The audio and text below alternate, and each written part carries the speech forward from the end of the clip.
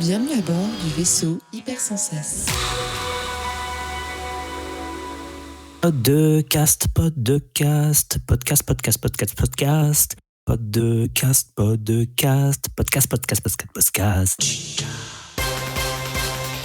Ah, mortel. Ça me rappelle trop de trucs, c'est pas truc. J'ai cru que j'avais le canal. Je suis trop chère. Bouilla. Je crie moins bouilla chez moi.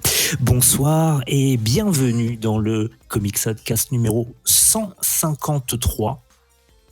Comme toutes les 2 semaines, nous nous retrouvons pour parler de comics, aborder des nouveaux titres, nous focaliser sur un sujet bien précis et également aller voyager un petit peu hors les bulles, comme on appelle cette rubrique.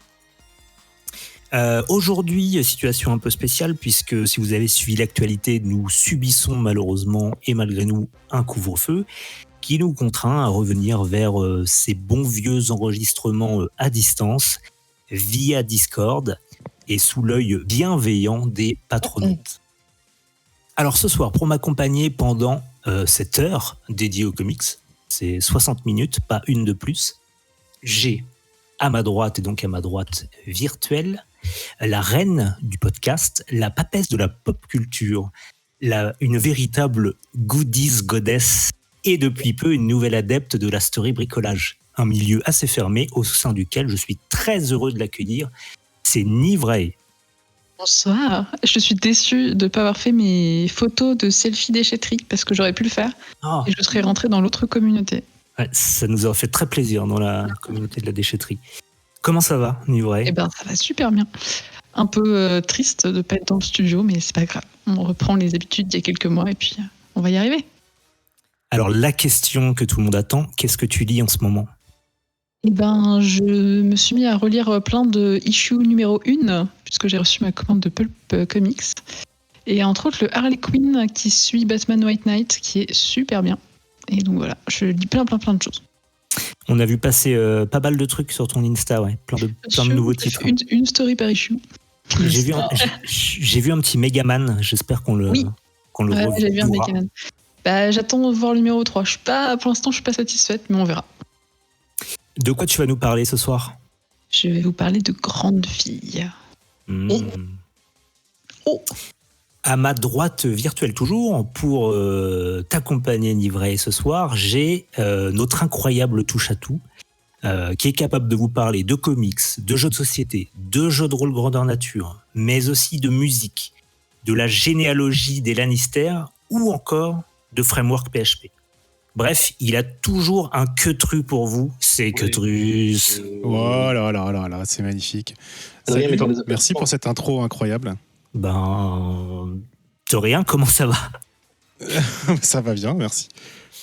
Qu'est-ce que tu lis en ce moment, Queutrus ? Dis-nous tout. Ah bah, je rattrape mon retard de mauvais élève de la dernière émission et je finis Tokyo Ghost.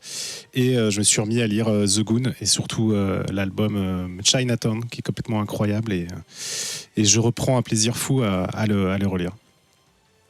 Qu'est-ce que tu nous amènes ce soir ? Bah écoute, je vous amène un truc qui s'appelle Prends garde à ton bliss si tu veux pas qu'il glisse.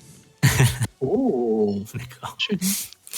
Merci Queutrus. À ma droite virtuelle, on lui devait déjà la paternité d'une grande quantité de jeux de mots.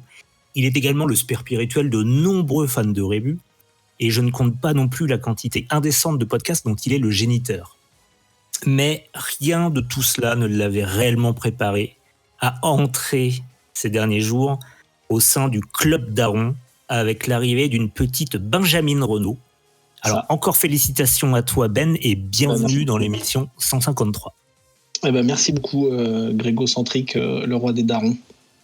Ça me fait bien plaisir d'être adoubé. J'applaudis pas chez moi parce que c'est quand même un peu bizarre d'applaudir seul devant l'ordi. Mais vous autres auditeurs, n'hésitez pas à applaudir. C'est des choses qui se font quand on écoute des podcasts. Adobe Photoshop, Adrien Rouzet, je l'aime. Voilà, tout simplement. Parce qu'on l'aurait loupé si on l'avait pas lu. Oui. Donc comment ça va, Ben ? Pas trop fatigué ? Ça va très bien, mais non, mais en fait c'est une légende. Enfin oui, évidemment je suis fatigué parce que je me lève pour changer des couches la nuit, mais en fait tout le monde m'a dit tu verras, t'as plus de vie, c'est fini mon gars, c'est fini, tu vas plus jamais fermer les paupières. Un peu faux. Ouais, donc, pour l'instant, écoute, je suis fatigué modérément et je suis le plus heureux des hommes et voilà, tout simplement. En vrai, on raconte un petit peu ça pour se mettre nous-mêmes en avant. Ouais, je pense que c'est... Tu feras pareil bientôt, tu vois. Ouais, grave. Des conseils non sollicités, j'adore. Qu'est-ce que tu lis? Je lis quoi? Je Si lis, tu as le temps de lire, d'ailleurs. Ouais, tout à fait. Bah, tu sais, moi, aller aux toilettes, c'est toujours un moment privilégié pour moi. Donc, je fais toujours mes petites 20 minutes aux toilettes, donc ça me permet de lire mes comics. J'ai découvert une nouvelle série VO qui s'appelle, je vais le dire avec mon accent français, We Only Find Them When They're Dead. Nous ne les trouvons que lorsqu'ils sont morts. Qui est une série de Boom, où en fait, c'est des gens dans des vaisseaux, ça te plairait, qui récupèrent de la chair ou des organes ou tout ce qui s'ensuit sur des cadavres géants de dieux dans l'espace. Je prends. Voilà, on le chroniquera sûrement. Et puis, j'ai aussi chopé la graphic novel Slaughterhouse 5, qui est une adaptation comics d'un roman ultra connu que je ne connaissais pas car je n'ai aucune culture, qui raconte l'histoire d'un gars qui a traversé la Seconde Guerre mondiale. Et j'ai lu à peu près le premier quart et je suis déjà sous le charme artistiquement et scénaristiquement. Et qu'est-ce que tu nous amènes ce soir? Je vais vous parler de marécages et d'Irlande et de tourbières et de flingues et de forêts. Voilà. Merci Ben. À ma droite, il sera silencieux ce soir, malheureusement. Il a fait vœu de silence afin de préserver l'enregistrement face à son facétieux compagnon et ami qui s'appelle Craig, qui est notre bot d'enregistrement Discord. Il a donc autant d'épisodes à son actif qu'il y a de Dalmatiens. C'est notre réalisateur fétiche au vaisseau Hypersensas. Et il a énormément d'autres qualités, mais on n'a pas non plus 5 heures d'introduction et j'ai pas le temps de tout lister. C'est Adrien Larouzade. Je sais pas s'il va dire un petit coucou. Et j'ai décidé d'appeler Larouzade parce que ça sonne très bien. Coucou. Oh, c'était un gros coucou. Le meilleur coucou. Est-ce que c'était un truc préenregistré? Tu crois qu'il appuie sur une touche qui fait coucou avec sa voix? Coucou. S'il l'avait dit plus fort, ça aurait été un giant coucou. Coucou. Et en tout cas, il s'est engagé à ne communiquer que en jingle préenregistré ce soir. Bumblebee dans le Michael Bay. Oh, magnifique. Et enfin, quant à moi, bien écoutez, je suis le spécialiste de l'animation de réunion en remote, puisque je fais déjà ça toute la journée, alors pourquoi pas continuer sur mon temps libre. Donc on va clairement aborder cette émission sous l'angle de la réunion à distance, parce que de toute façon, il faut que je passe après Jo Hume, et c'est pas évident. Je me demande d'ailleurs si c'est pas son métier. C'est possible, ouais. Comics Outcast 153, c'est parti. Ouais.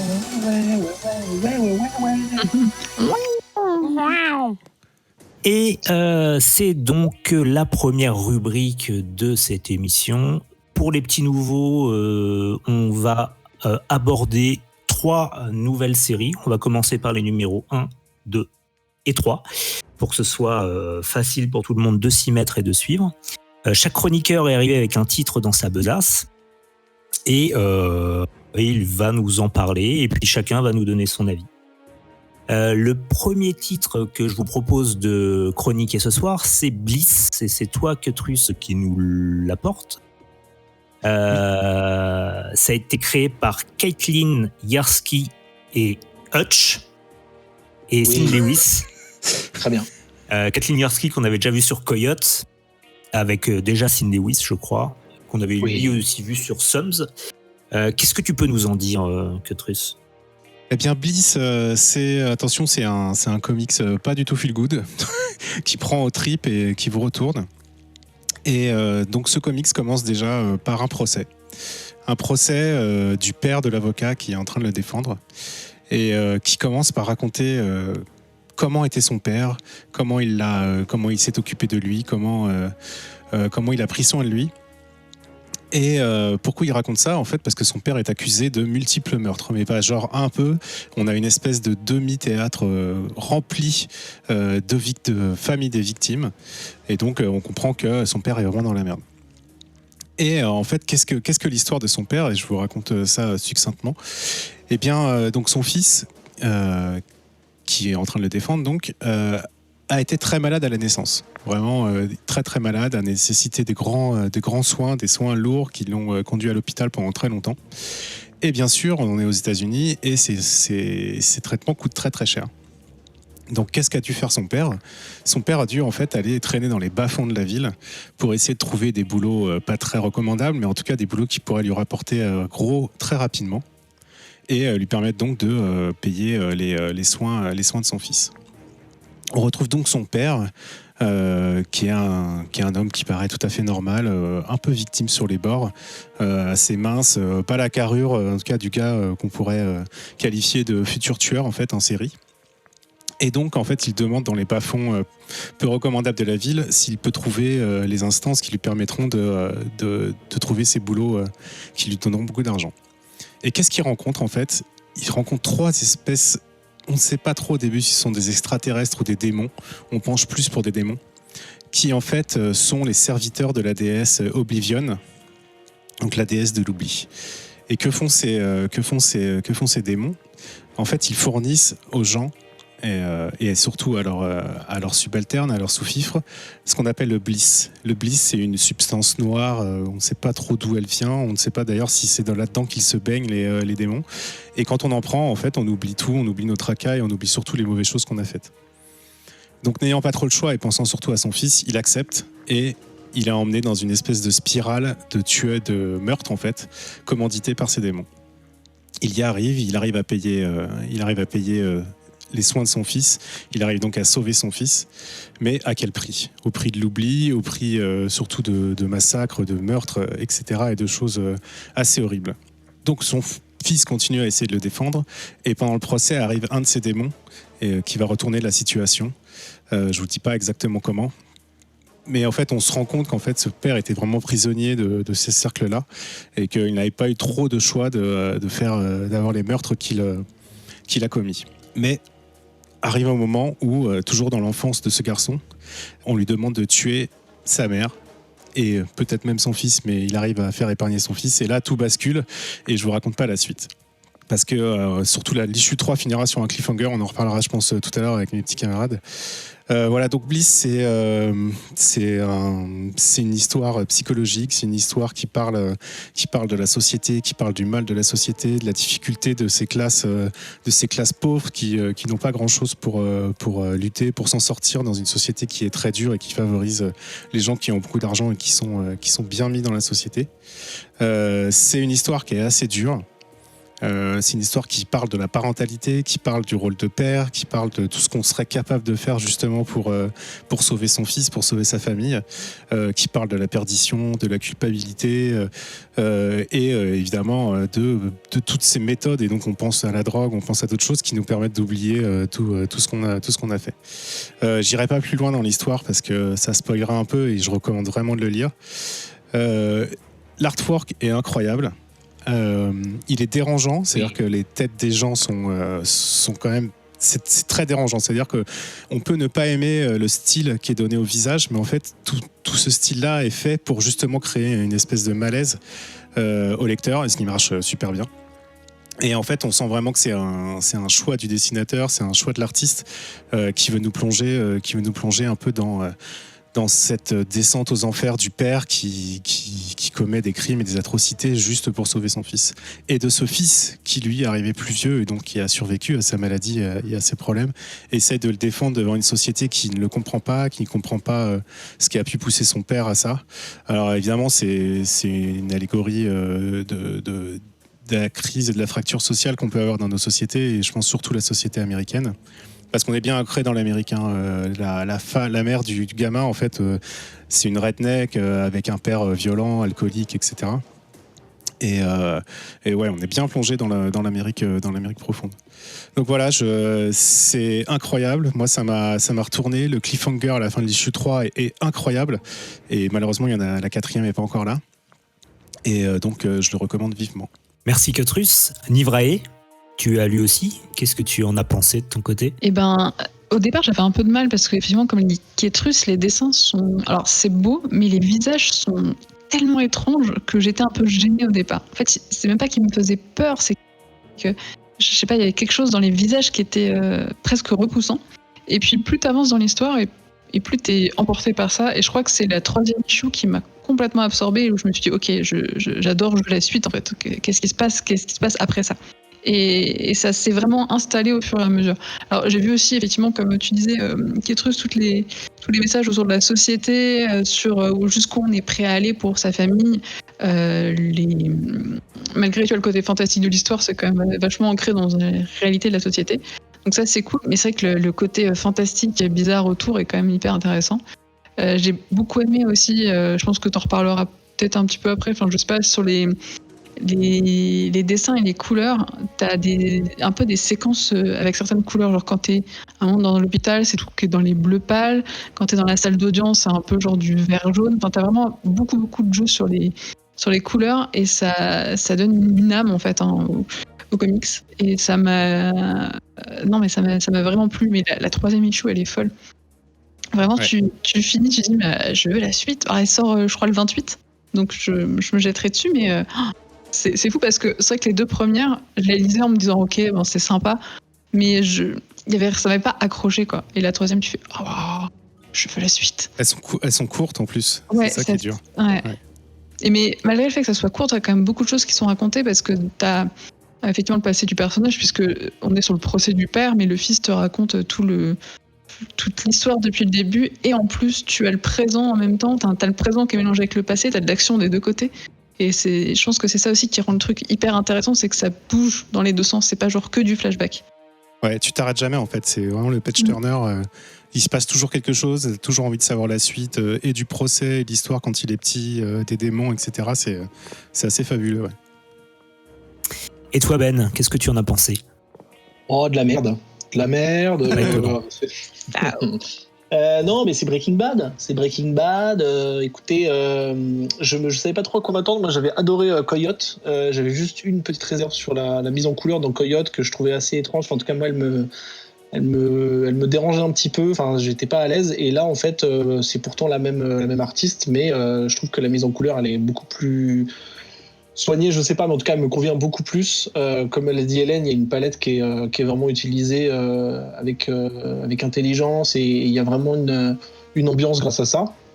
Ce que j'ai trouvé assez intéressant, c'est que, comme l'a dit Ketrus, ce père là, qui s'appelle Benton, il va tomber un petit peu dans le gouffre. En fait, il va pas réussir à en revenir. Et ce qui est intéressant, c'est que dès le départ, sa première action et le début de sa chute, en fait, c'est de faire un truc plutôt good guy. En fait, il veut sauver son fils à tout prix. Et en fait, il pourra faire toutes les horreurs après. Moi, plus ou moins, je serais de son côté. Il y a un truc comme ça en cinéma, je sais plus comment ça s'appelle. C'est si un mec qui fait des horreurs pendant tout le film, si au début du film tu l'as vu sauver un chat, bah tu seras quand même de son côté parce que tu sais qu'il a un bon fond. Et c'est un peu ça. Et c'est pour ça que je parlais de Breaking Bad, c'est parce que Breaking Bad, il s'enfonce de plus en plus, ça devient la pire personne, mais de base il veut mettre sa famille à l'abri, et du coup ça lui donne pas, ça l'excuse pas, mais ça lui donne, tu vois, ça lui donne du corps, et ça permet d'être avec lui. Donc moi j'étais plutôt avec ce personnage dès le départ, même si effectivement il fait pitié. Et ce qui m'a surpris, il y a plusieurs choses qui m'ont surpris. Il y a déjà que le surnaturel s'invite un petit peu brutalement. Je m'y attendais vraiment pas parce que j'avais pas vu la cover de l'issue 3, donc je vous conseille de ne pas regarder.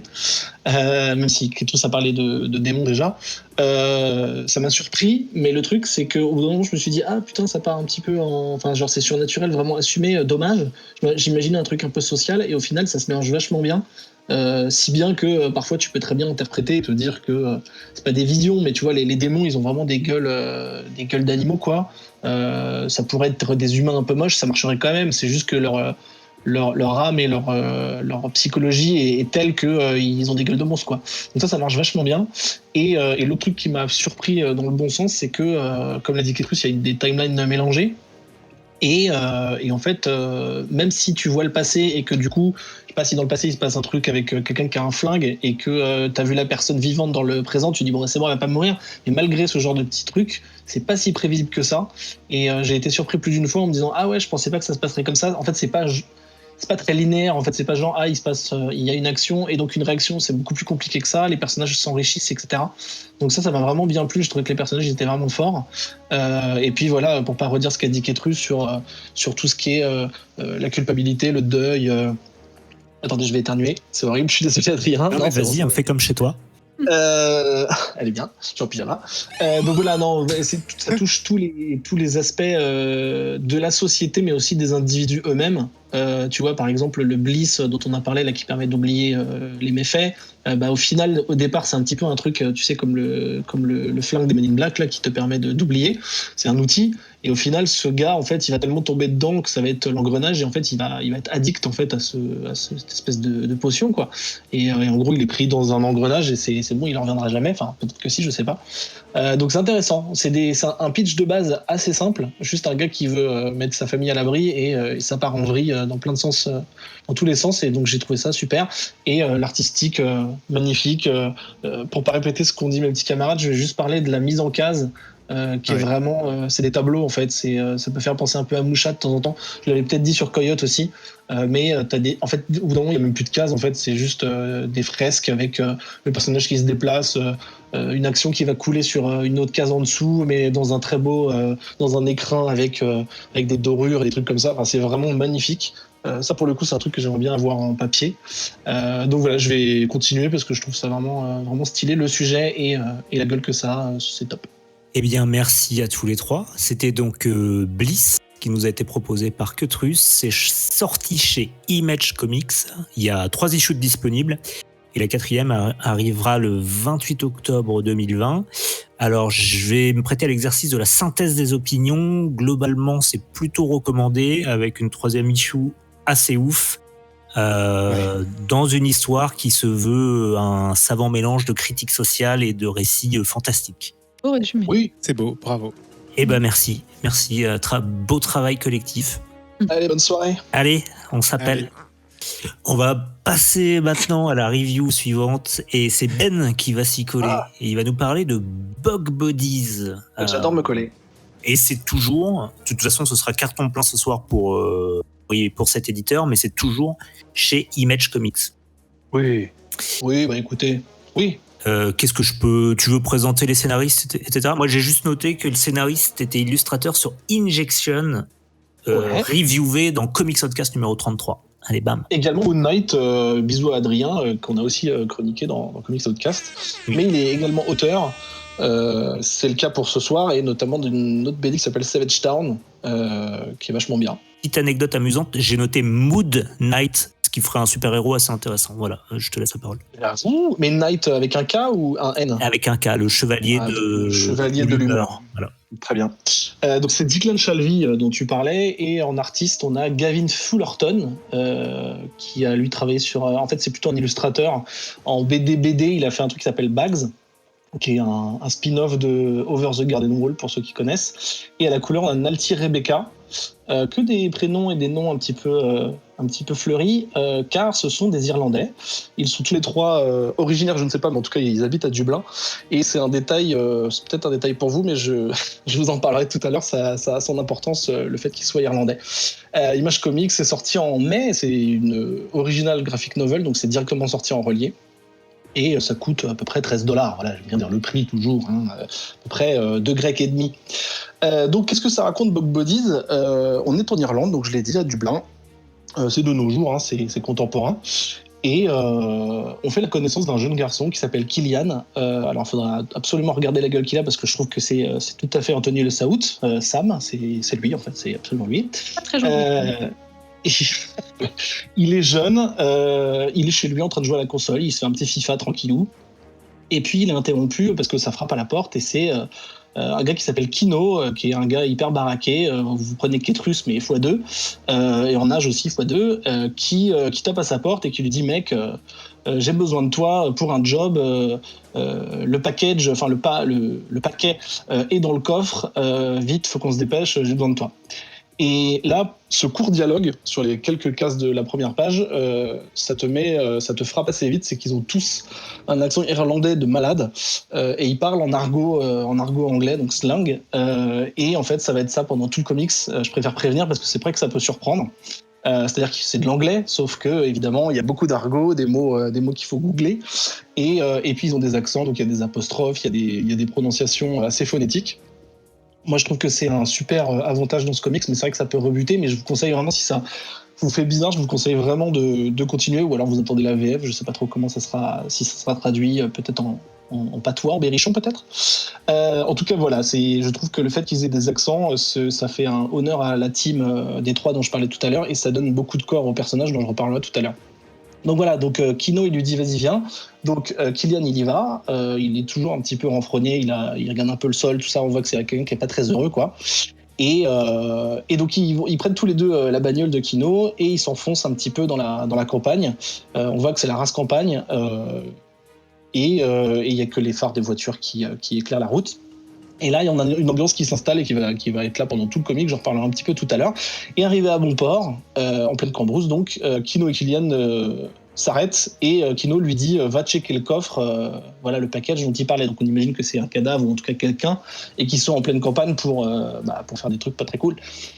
Et au moment où Killian ouvre le coffre, il y a Jerry. Jerry, c'est un de leurs potes ou de leurs collègues, je sais pas, un collègue malfrat, quoi, qui braque le fusil sur Killian. Et donc là, Killian ne comprend pas. Et Kino lui dit écoute, désolé, mec, mais il faut que ça se passe comme ça, désolé, quoi. Et à ce moment-là, donc, Killian, il a qu'une chose à faire, c'est fuir. Donc il esquive un peu 2-3 balles et il s'enfonce dans la cambrousse irlandaise, dans la nuit noire, comme ça. Et en fait, c'est la merde. T'as Killian donc, qui va courir, il a 2 gars à ses trousses qui veulent le buter. On ne sait pas trop pourquoi. Lui le sait peut-être, mais un autre. Lui, il le sait peut-être, mais en tout cas, il ne nous le dit pas tout de suite. Comment il peut échapper vivant à ces 2 gars alors qu'il fait, on voit quasiment rien à 2 mètres et qu'en plus, il fait froid, c'est la nuit, il n'a pas beaucoup de réseau, il n'a plus beaucoup de batterie. Comment il va faire Je vais m'arrêter là pour le pitch parce qu'il y a énormément de choses que j'ai pas envie de vous dévoiler parce que moi, j'étais très content d'être surpris. Donc c'est un scénario plutôt simple à la base, c'est juste un mec qui se fait courser par 2 autres gars qui veulent le buter, mais au fil des cases on va découvrir pourquoi, qu'est-ce qui a pu faire que un autre personnage dont j'ai pas parlé, c'est le boss de tous ces gars-là qui va passer des coups de téléphone en disant il faut que tu butes lui, donc pourquoi il veut le buter alors que ça a l'air d'être juste un pauvre gars qui était peut-être juste chauffeur ou guetteur, tu vois, pour des affaires de mafia, et voilà, tout ça va se dérouler, ça va enrichir les personnages, on va savoir on va connaître les motivations de chacun et les tenants et les aboutissants dans les dialogues que je trouve très très bien écrits et assez fins, même si c'est dans un patois un petit peu dur, et surtout une mise en scène, je reviendrai sur l'artistique tout à l'heure, mais une mise en scène vraiment très pesante. En fait c'est un huis clos dans la campagne, c'est un huis clos à air libre, quoi. Ça va se passer dans cette courte nuit, on sait pas trop sur combien d'heures, mais toute la scène, enfin toute l'action va se passer dans cette espèce de bayou irlandais, très très pesant. Il fait nuit noire, la palette de couleurs est très réduite, c'est très étouffant et on a l'impression qu'il s'en sortira jamais et qu'il va se faire buter, il va finir dans un marécage, quoi. Moi j'ai plutôt de la peine et de la sympathie pour ce petit gars qui a l'air de vraiment de pas savoir ce qu'il fout là et d'être juste paumé, quoi. Et voilà, on va apprendre effectivement au fil des pages le pourquoi du comment. On va voir qu'il a des remords, peut-être qu'il a merdé sur quelque chose, peut-être que c'est juste le karma, là encore ça va parler de culpabilité, de rédemption, de réparer ses erreurs. Peut-être que quand on a merdé sur un truc et qu'on s'en veut, en faisant une bonne action, on peut peut-être rattraper ça, mais ça dépend si c'est avec les bonnes personnes ou pas. Donc voilà, il y a même à un moment une possible pointe de fantastique, mais j'en dirai pas plus. Et voilà, je termine sur l'artistique parce que c'est ce qui m'a séduit en premier quand j'ai feuilleté ce comics. C'est un style paradoxalement très cartoon, avec des personnages qui ont des gros yeux et qui ont des grosses têtes et des grosses oreilles et tout ça, mais à la fois potentiellement pour les méchants plus, c'est des visages très marqués, très émaciés, avec des rides, des rides, des poches, des cicatrices, des trucs comme ça. Donc ça a l'air d'être engageant, mais finalement c'est assez dur. Et puis c'est aussi exagéré par la mise en scène et l'ambiance un petit peu campagne la nuit, quoi. La palette de couleurs, j'en parlais, elle est complètement réduite. Il y a 4 ou 5 couleurs tout au plus et c'est toujours les mêmes. Donc on a un bleu canard pour les reflets de la lune, on a du jaune pour les phares des voitures ou du rouge pour les reflets des voitures ou peut-être du sang. Et on a aussi du bleu c'est très froid au final, même s'il y a du rouge et du jaune, c'est très très froid. Et je trouve ça très très beau. Tu as dit qu'il faisait froid déjà tout à l'heure. Exactement, donc on va pas foutre du orange pétant, tu vois. Donc voilà, la couleur c'est quelque chose qui m'a vraiment transporté, donc big up à Nalty Rebecca, pardon. Voilà, je redirai une petite précision à la fin, mais j'aimerais bien l'avis de mes petits camarades. Moi, c'est un énorme coup de cœur. C'est un one shot, donc voilà, il n'y a pas besoin d'acheter plus que ça. Eh bien, écoute. Voilà. Allons chercher l'avis de tes petits camarades susmentionnés. Ketrus, qu'est-ce que tu en as pensé, toi, de Bug Ça Bodies? défonce. C'est trop bien. C'est trop bien. C'est excellent. Ah oui, Ketrus. Ah ouais, non, c'est vraiment génial. Moi, au début, je savais pas qu'ils étaient irlandais et que ça se passait à côté de Dublin, en fait. Du coup, j'ai galéré à comprendre les accents. J'étais là, j'ai cherché. Et en fait, c'est super drôle de chercher les accents. Et t'as un ivraie qui dit qu'il faut le dire à haute voix. C'est ce que j'ai fait aussi. Et en fait, quand tu commences à comprendre l'accent, tu te retrouves dans Snatch ou dans Arnaque Crime-Botanique. Ouais, totalement. Et totalement. avec cet accent-là, quand ils disent, tu sais, au lieu de dire my, ils disent me gun, tout ça. Ouais, c'est ça. Et donc, c'est un peu dur à lire des fois. On est un peu perdu et en fait quand tu rentres dedans ça déchire, t'es transporté dans l'ambiance et chose qui est assez rare parce que par exemple dans 100 Bullets c'est très compliqué de rentrer dans ce bouquin. Moi j'ai abandonné en VO à l'époque parce que j'arrivais pas à lire les accents, c'était très marqué. Et là par contre ça va parce qu'il y a qu'un seul type d'accent, c'est compréhensible même quand t'as pas un niveau d'anglais trop haut. Et voilà, et ça rajoute vraiment au comics. Et tu parlais de la VF, je sais pas comment ils vont le traduire. C'est un défi. Quel accent pour l'accent irlandais, pas facile. Hein. Le québécois. Quel accent pour l'accent.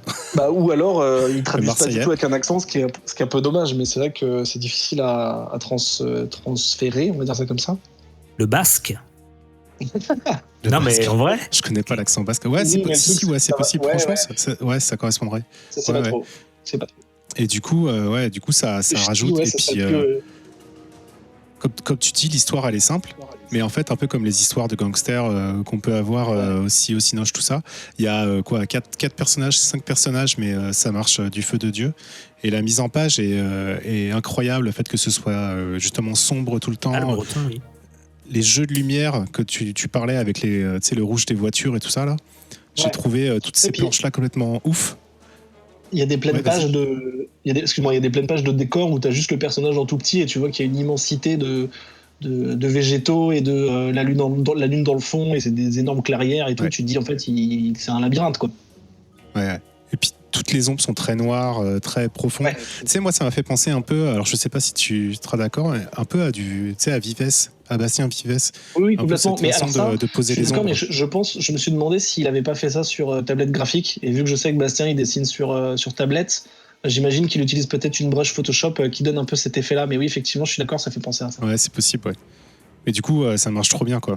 Et il reste une petite camarade qui s'est pas encore exprimée, c'est Nivrae. Qu'est-ce que tu en as pensé de Bug Bodies? Je suis moins enchantée que mes camarades, mais j'ai quand même pas mal aimé. Comme Ketrus, au début, j'avais pas du tout situé l'histoire géographiquement. Et les premières cases avec les accents irlandais, j'ai fait oh, je comprends rien, c'est quoi ce patois chelou? Et donc, ouais, quand tu les lis à haute voix, ça se comprend mieux, même s'il y a quelques termes, je pense, qui m'ont échappé. Mais c'est pas si grave parce que au début dans l'histoire, t'en as pas besoin de tant que ça, puis après, t'es habitué. En fait, les termes, tu les as compris, ils sont rentrés. Donc, franchement, après 4-5 pages, tu fais plus vraiment gaffe. Mais non, ce qui m'a plus emporté, c'est effectivement les dessins où tu dis quand même la folie de se dire on va dessiner uniquement un comics qui se passe la nuit dans des tourbières où du coup il fait juste nuit, il n'y a pas de lumière à part des phares et quelques petites lueurs de lune et c'est tout quoi. Et ça rend bien et tu vois chacune des scènes et tu t'imagines très bien que c'est la nuit, tu t'imagines l'ambiance et j'ai trouvé ça assez fou en fait de réussir à reconstruire ça. Après, par contre, l'histoire m'a moins intéressée. Les trucs un peu genre les gangsters, tout ça, ça n'a jamais été mon fort. Mais vraiment, c'est chiant. Hein. Vraiment, mafia, gangster, machin, je suis pas trop fan de ça. Mais par contre, le petit bout d'aspect fantastique qu'on découvre, je pense, dans le dernier tiers de l'histoire, m'a un peu plus plu. Ce qui fait que non, j'ai pas eu de soucis pour aller jusqu'au bout. Mais ouais, plus fan du dessin, de la colorisation, plutôt que de l'histoire de mon côté. Même si le côté un petit peu anti-héros quand c'est Killian là, est pas trop mal, mais ouais, je suis plus là et plus là pour valider le dessin que l'histoire. Après, je comprends. Je pense que quand on aime le style, ça doit plaire quand même. Justement, si Grégo, tu me permets de rajouter un petit truc, je Eh ben, rebondis sur j'allais te permettre, justement. Oh, mais permets-moi dans le J'avais fond. noté, t'avais dit je reparlerai tout à l'heure et je l'avais noté. Ah oui. sur un- Justement, sans trop en dévoiler sur le côté fantastique, parce que je pense que c'est un truc qui peut être interprété de différentes manières. C'est relié à un truc que je connaissais pas. Alors, c'est pas, je pensais que c'était une légende, mais en fait, c'est un vrai truc. En fait, si tu tapes Bug Bodies dans Google sans mettre comics à côté ou Declan Shelby, tu tombes sur un truc qui existe vraiment. Ce qui est les gens qu'on appelle les Bug Bodies, c'est des corps momifiés.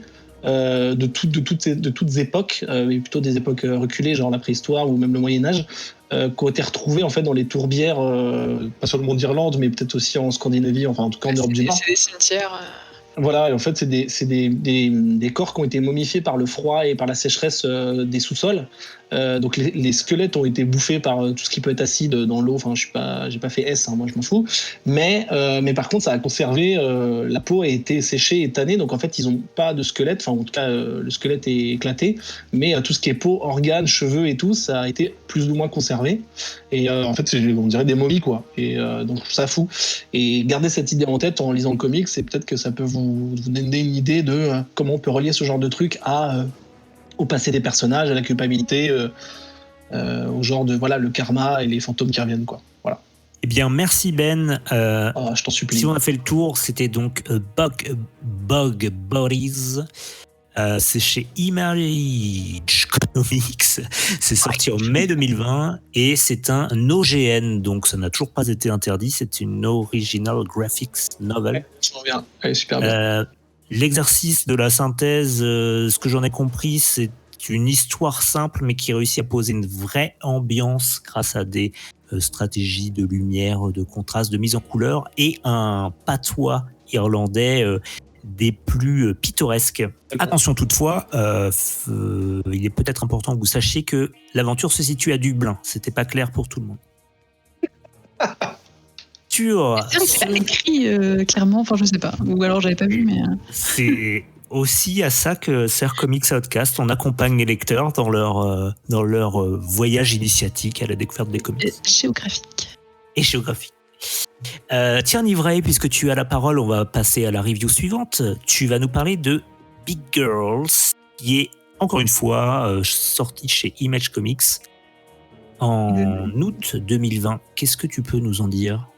Exactement. Alors Big Girl, c'est un comics de Jason Howard qu'on connaît pour son boulot sur Invincible. Il a travaillé sur les dernières issues qui sont sorties. Il bosse aussi avec Robert Kirkman, sur les spin-offs autour de la série. Il y a Astounding Wolfman, Super Dinosaur.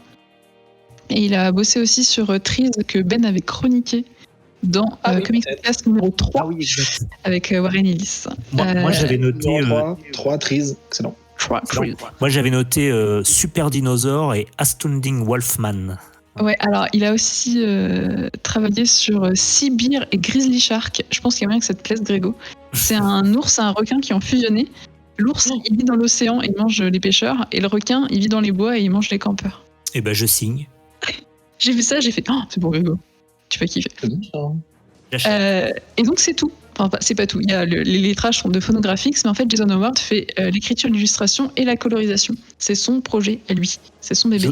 Je pense que il va avoir un award pour ça. Bref, excuse-moi. Oui. Un award.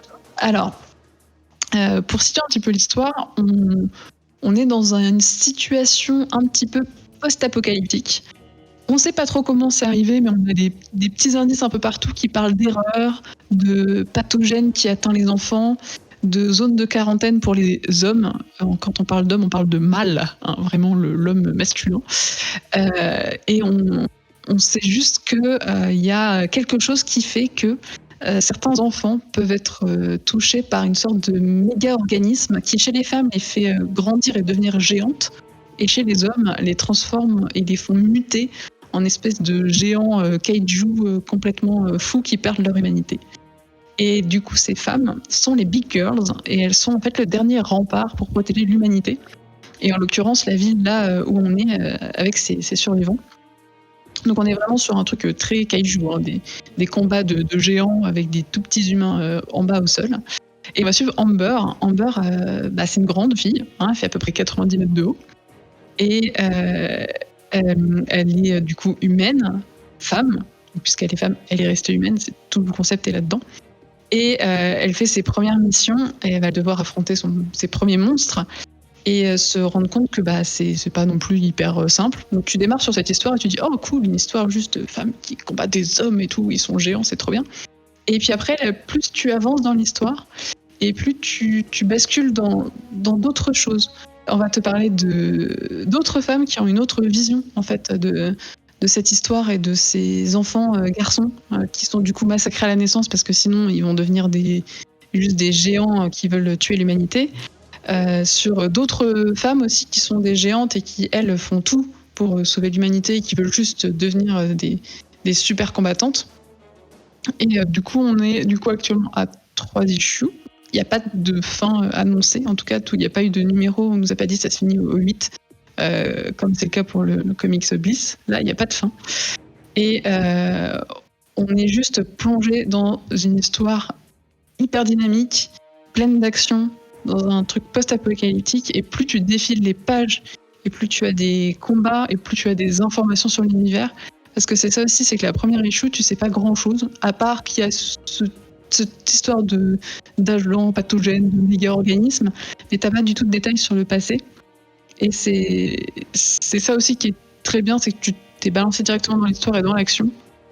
Et tu te rends compte que tes personnages ont forcément un peu plus de profondeur, mais que c'est des choses que tu vas grappiller vraiment au fur et à mesure des issues. Je crois que je sais plus, c'est dans la 2e ou dans la 3e où tu apprends un petit peu plus sur le passé de Amber, comment est-ce qu'elle est arrivée là. Parce qu'elle n'est pas juste née géante, en fait. Elle est née petite, elle a grandi au fur et à mesure. Comment ça s'est passé avec sa famille. T'as aussi je dirais une partie un petit peu politique qui te dit que en même temps les hommes sont des monstres, ils ont détruit le monde et il n'y a que les filles qui peuvent les arrêter.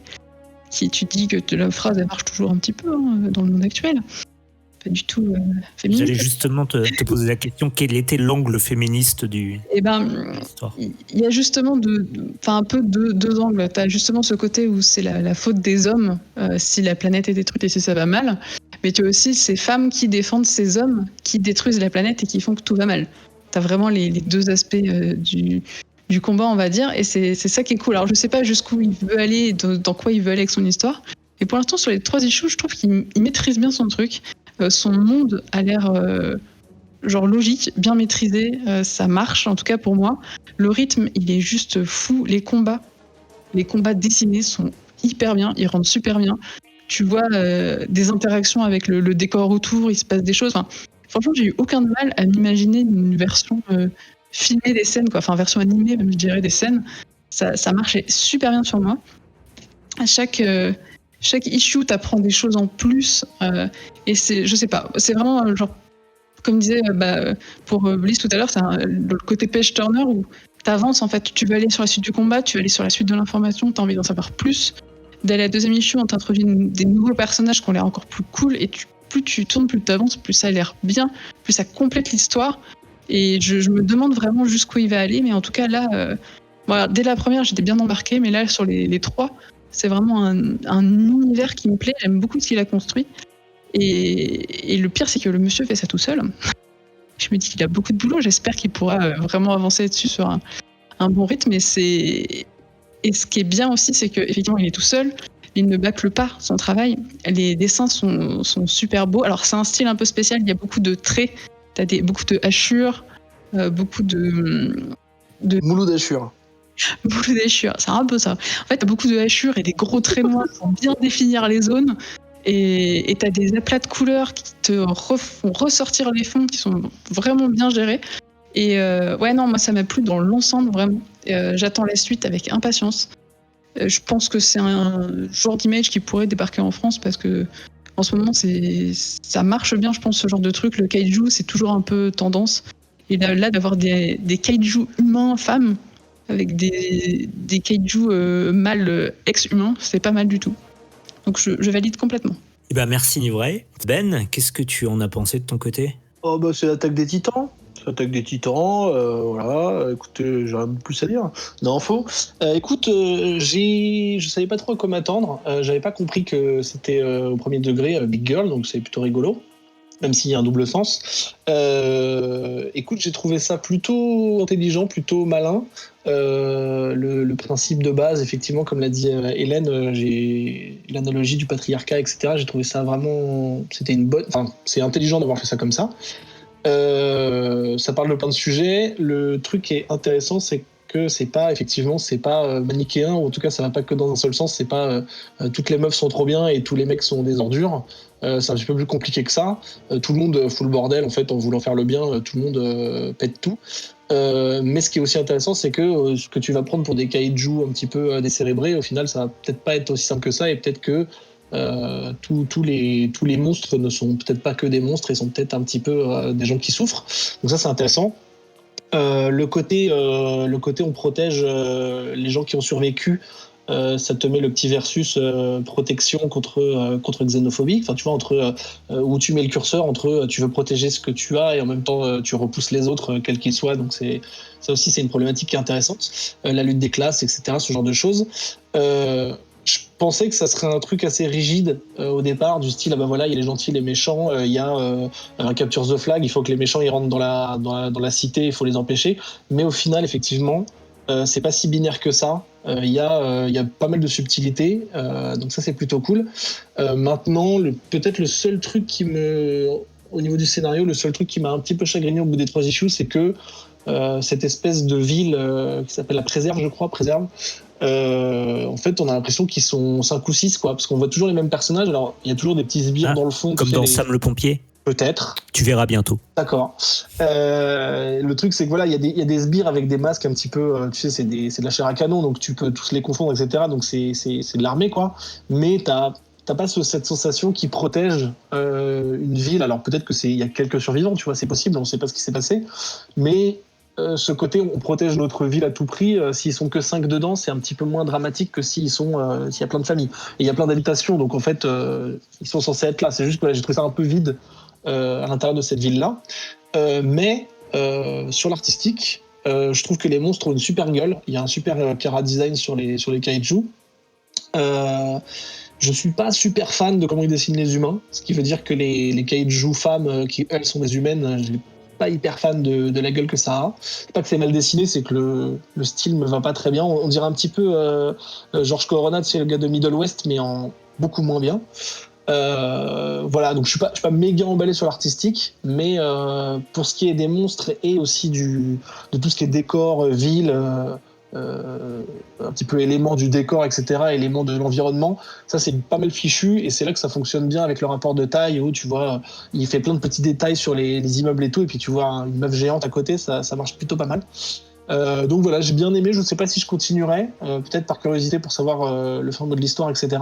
Mais voilà, je salue le concept qui est plutôt cool, même si artistiquement c'est pas méga ma cam. Eh ben merci Ben, c'était un avis étayé et précis. On apprécie. Petrus, de ton côté, une opinion peut-être, des éléments supplémentaires à apporter? Ça défonce. Non, j'ai vraiment bien aimé, et effectivement sous son allure d'histoire simple et pourtant ô combien cool des kaiju et des monstres, on a quelque chose de beaucoup plus complexe, beaucoup mieux découpé au niveau de l'histoire et de la narration. T'as des allers-retours aussi, flashback et temps actuel, et en fait t'as plein de petits détails qui te font dire, ah mince, du coup ce personnage-là il est ah ouais, il est comme ça, mais pourquoi il est comme ça? Et en fait ça te pousse vraiment à pousser le bouquin. Le pitch qui fait que ce soit les femmes qui deviennent des Jaegers monstrueux et qui combattent les hommes corrompus par la maladie. J'ai trouvé ça vraiment bien foutu, et en fait c'est pas du tout, comme le disait mon petit camarade, c'est pas du tout si simpliste que ça, et on n'a pas d'un côté les personnages féminins avec les traits qu'on pourrait avoir dans des stéréotypes, parce qu'il y a par exemple la chef des Big Girls, en fait elle a des traits entre guillemets masculins et tous les défauts qu'on pourrait leur prêter, et du coup ça met vachement en regard avec l'héroïne qu'on suit. Et voilà, j'ai trouvé ça très malin, c'est très divertissant parce que les combats sont d'enfer, et t'as vraiment envie de connaître la suite, quoi. Moi, j'ai hâte de lire les prochaines issues. Merci. J'ai une question, moi, du coup, pour vous. Est-ce que l'exercice, c'est pas un peu casse-gueule, malgré tout, pour un auteur masculin, d'aborder un sujet aussi actuel et potentiellement source d'incompréhension. Je pense pas forcément que ça soit casse-gueule. Enfin, en tout cas, ce qu'il fait actuellement, le stade où il en est dans l'histoire est pas casse-gueule. J'espère pour lui qu'il s'est accompagné, qu'il a posé les questions aux bonnes personnes. Mais non, en tout cas, là où il en est, je pense que le fait qu'il ait justement ces personnages féminins qui soient pas à tous les mêmes niveaux d'accord sur certains sujets fait que ça marche plutôt bien. Moi, ça me dérange pas que ce soit un mec qui en parle s'il le fait bien, si c'est renseigné sur ces sujets et qu'il maîtrise, quoi. Là, il me gêne pas. Le monsieur ne me gêne pas. Ok. Eh bien, si on a fait le tour, c'était Big Girls, sorti chez Image Comics en août. La 3e issue vient de sortir en début de semaine, je crois. C'est Jason Howard qui est aux commandes, qui fait l'intégralité des choses. Et toujours pour l'exercice de la synthèse, c'est une histoire de femmes géantes qui combattent des kaiju dans un monde post-apocalyptique détruit par les hommes. C'est pas mal. Et dans l'ensemble, on a apprécié, sauf Ben qui avait un peu plus de réserve sur l'aspect artistique. Oui. Voilà, mais ce sera le seul point négatif que nous retiendrons sur Big Girls, la vie de Ben. Tous les goûts sont dans la nature. Bien sûr, voilà. évidemment. Eh bien, merci à tous les trois. Voilà qui clôt nos reviews. On va pouvoir passer à la rubrique suivante. Et c'est là qu'Adrien, normalement, insère un jingle, tout simplement. Oh là là, mais quelle réactivité. Oh. À distance, il y a moins de spontanéité dans le doublage des jingles. Hein. Il y a un petit peu moins d'énergie. On a peur d'être en décalé et d'être nul. Exactement. Mais Adrien peut recaler en post-prod derrière. Oui, il a que ça à faire, ouais. Il nous accélère un petit peu. Avant d'aborder notre focus, donc, je voudrais rappeler à nos anciens auditeurs comme aux nouveaux que si pendant 15 jours vous êtes en manque de Comics Podcast, eh bien, la magie d'Internet est là pour vous. Vous pouvez en attendant nous retrouver sur Twitter, @ComicsPodcast, sur Instagram, @ComicsPodcast également, sur ce qu'on appelle dans l'intimité le BCC, le Bouya Comics Club, qui est un groupe Facebook au sein duquel vous pouvez venir échanger avec d'autres fans de comics et parfois les membres de l'équipe. Et si vous êtes un heureux possesseur d'une installation de Discord, c'est gratuit, eh bien vous pouvez nous rejoindre sur notre Discord du vaisseau Hypersensas. Et comme je disais, donc magie d'Internet, ceci, si vous êtes situé n'importe où en France. Par exemple, en Mayenne, si vous êtes à Laval, une ville dont on s'abstiendra de faire des jeux de mots ce soir car elle n'en a que trop goûté malheureusement par le passé. Oh. Si vous êtes à Andouillé, à Aaron, que j'ai envie de prononcer Aaron, c'était une référence à Jason Aaron. Oui. À Astillé. Je me suis dit, stylé. À Ballot, c'est Ballot. Et si vous nous écoutez depuis Bannes, aux dernières vacances, j'étais en Mayenne et je me suis fait ban, c'était pas ouf. À Bourg, à Changé, pareil, j'y suis passé, ça n'a pas changé. À Conteste, la ville de la compétition par excellence. À Forcé, celui-là, je me suis dit, faut que je le mette, c'est Forcé. À la Bigotière, à la Cropte, j'adore la Cropte. Alors à Mayenne, qui est une ville de Mayenne, dans laquelle s'écoule la Mayenne, quand même. Vous situez un petit peu. À Saint-Plé, à Soucé, c'est pareil, cet été, je me suis fait Soucé, c'était nickel. Non. Et à Outré, qui est un mot valise entre Vautré et Outré, et qui correspond peut-être, je l'espère, à votre situation actuelle suite à ce malheureux jeu de mots. Alors on m'a dit de source sûre que l'animateur précédent, dont je préfère garder l'anonymat, a oublié de citer la Haute-Marne la semaine dernière. C'est dur. Je vais la faire très rapidement. Et Bannes, encore. J'étais en vacances en Haute-Marne cet été et je me suis fait Bannes, c'était pas ouf. Bise, un village très précis, Bourmont, entre Meuse et Mouzon. Voilà, c'est le nom du bled. Oh, d'accord. À Changé, c'est pareil, bon à savoir. Ça n'a pas changé. Château-Vilain, on suppose l'existence de super-vilains, hein, bien sûr. Culmont, c'est toujours rigolo. Forcey, je l'ai mis, j'étais Forcey. Proncle, j'adore. Joinville, la drogue. La Porte du Der, référence bien sûr un petit peu graveleuse. Nully, à Orge, connu pour ses sucres. Rupt, j'adore. Hein. Sailly, le coït de cheval, toujours rigolo. Marcel. Solxur, voilà, je vous le répète, hyper difficile à prononcer, Solxur. Signéville, j'adore. Et le dernier, mon préféré, je pense, de tout Comics Podcast depuis le début de ce Tour de France des communes, Sexfontaine.